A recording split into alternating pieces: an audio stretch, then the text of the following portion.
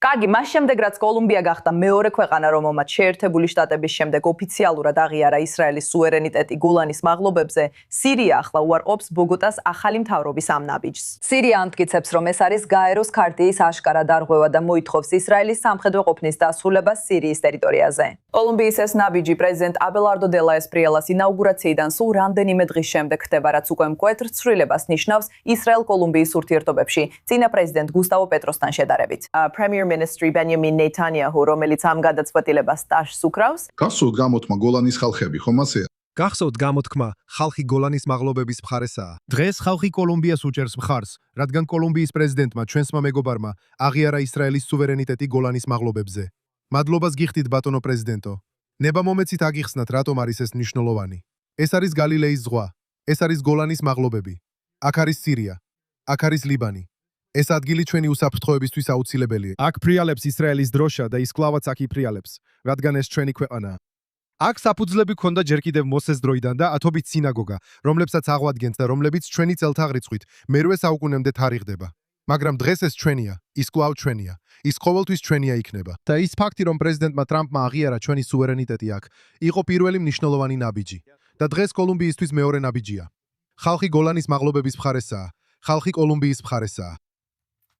ეს არის პირველი აღიარება მას შემდეგ, რაც 2019 წელს აშშ-ის პრეზიდენტმა დონალდ ტრამპმა გადადგა ეს ნაბიჯი. არა მხოლოდ ის ფაქტი, რომ კოლუმბია ოფიციალურად აღიარებს ისრაელის სუვერენიტეტს გოლანის მაღლობებზე, არამედ ის არის მხოლოდ მეორე ქვეყანა, რომელმაც ეს გააკეთა.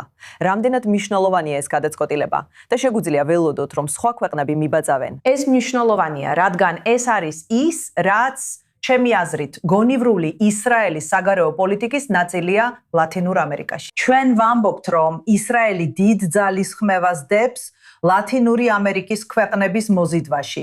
განსაკუთრებით იმიტომ, რომ ლათინურ ამერიკაში პოლიტიკა ძალიან შავთეთრია. ესე რომ, ერთი მხარე ძალიან ანტიისრაელურია, მაგრამ მეორე მხარე, როდესაც აირჩევენ, ხშირად ძალიან პროისრაელურია. და ჩვენ ასევე ვხედავთ ევანგელისტური ქრისტიანობის ზრდას ლათინურ ამერიკაში.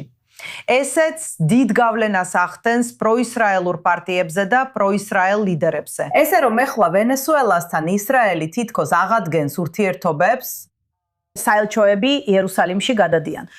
ესე რომ ვფიქრობ, ძალიან გონივრული პოლიტიკაა, რომ მაქსიმალურად გამოვიყენოთ ყველა ის ცვლილება, რაც ლათინურ ამერიკაში ხდება, იმ ქვეყნებში, რომლებიც ისრაელის მხარდამჭერები ხდებიან. და მართლა უნდა იყოს ნათელი, რომ ეს მხოლოდ სიტყვები არ არის. არსებობს მთელი პაკეტი იმისა, თუ როგორ გამოხატავ, რომ ისრაელის მხარდამჭერი ხარ. ხმის მიცემა შეერთებულ შტატებში, გაერთიანებულ ერებში, საელჩოს იერუსალიმში გადატანა გოლანის მაღლობებზე სუვერენიტეტის აღიარება. და მე ვფიქრობ, საინტერესოა დავიწყოთ იმის დანახვა, თუ რა წარმატებებს აღწევს ისრაელი ლათინურ ამერიკაში. თქვენ როგორ ფიქრობთ, ვის მიმართულია ეს მესიჯი პრემიერ-მინისტრისგან? იმიტომ რომ ის მადლობას უხდის კოლუმბიის ხალხს, მაგრამ ეს ებრაულადაა. მას აქვს ებრაული სუბტიტრები და ეს ხდება მას შემდეგ, რაც კოლუმბია საკუთარ ქვეყანაში ბუნებრივი კატასტროფის შუაგულშია, სულ რაღაც 24 საათზე ნაკლებ დროში. მიწისძვრა, სადაც 200-ზე მეტი ადამიანი დაიღუპა, ათასობით ჯერ კიდევ დაკარგულია.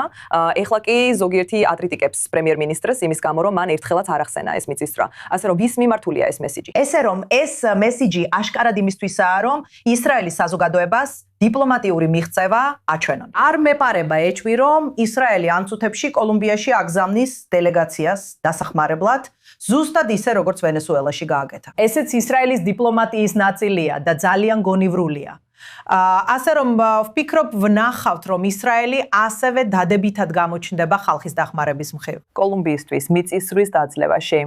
რაც შეეხება დიპლომატიურ ურთიერთობებს, არიელ სირიამ მკაცრად აკრიტიკებს ამ ნაბიჯს. რაც შეეხება მომავალს, თუ რაიმე სახის შეთანხმება იქნება ისრაელსა და სირიას შორის ურთიერთობების მომავალი, ისრაელი ართმობს თავის სუვერენიტეტს გოლანის მაღლობებზე. ეს არის საკითხი, რომელზეც სირიამ შეიძლება დათმობაზე წავიდეს. დიახ, ნება მომეცით დავამატო, რომ შეერთებულ შტატებს აქვს MŠP 60-70 ჯერ მეტი ვიდრე კოლუმბიას.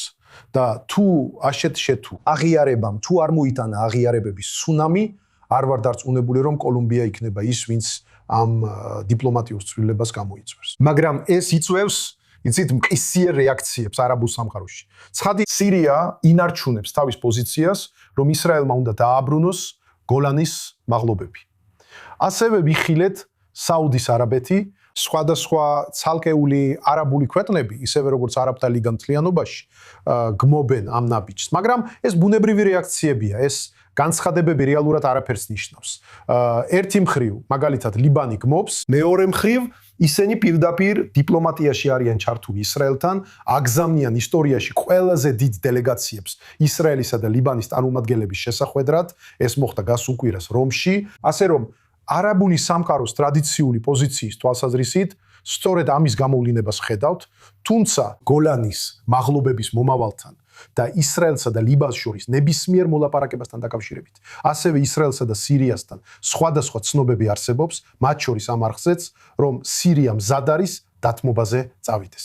მხოლოდ იმ პირობით, რომ გოლანის მაღლობების მხოლოდ მესამეც დაიბრუნებს, მხოლოდ ეს სხვადასხვა მოდელები, რომლებიც გოლანის მაღლობების კონფლიქტის გადაწყვეტას უზრუნველყოფენ. საბოლოოდ ეს მომავალშია. ამჟამად ან დღემდე ისრაელსა და სირიას შორის ყველა განხილვა ეხებოდა უსაფრთხოების შეთანხმებებს, შეჯახების თავიდან აცილების შეთანხმებებს. და ეს აშეხებია გოლანის მაღლობებს.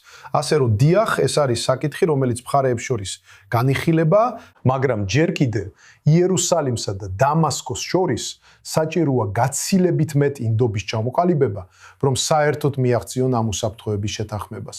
შეცვლის თუ არა ეს განცხადება რამეს? სულაც არა.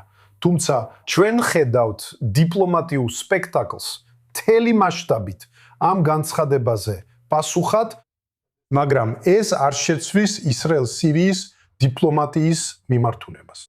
და ეს ასევე არ იქნება ის საკითხი, რომელიც სირიასა და ისრაელს შორის უახლოეს მომავალში შესაძლო შეთანხმებების ბირთვში იდგება. კარგი, არიელ, ანოთ, თქვენ ორმა ნამდვილად დაგვეხმარეთ ამ განცხადების გლობალურ კონტექსტში განხილვაში. მადლობა ორივეს, რომ ჩვენთან ერთად იყავით. სწრაფი განახლება, როგორც ანოთმაც აღნიშნა, სხვა მნიშვნელოვან სამხრეთ ამერიკულ სიახლეებში. ისრაელი და ვენესუელა პირველად აღადგენენ საკონსულო ურთიერთობებს, მას შემდეგ რაც 2009 წელს დიპლომატიური კავშირები გაწყდა. მათი შეთანხმება მოჰყვა საგარეო საქმეთა მინისტრ გიდეონ საარსა და მის ვენესუელელ კოლეგას შორის გამართულ მოლაპარაკებებს და ქმნის საკოორდინაციო არხს, რათა ორივე ქვეყნის მოქალაქეებს საკონსულო მომსახურება გაეწიოთ. ეს გარღვევა პირდაპირ ეფუძნება ისრაელის ჰუმანიტარულ რეაგირებას იმ ორმაგ მიწისძვრაზე, რომელმაც ვენესუელა ივნისში დააზარალა.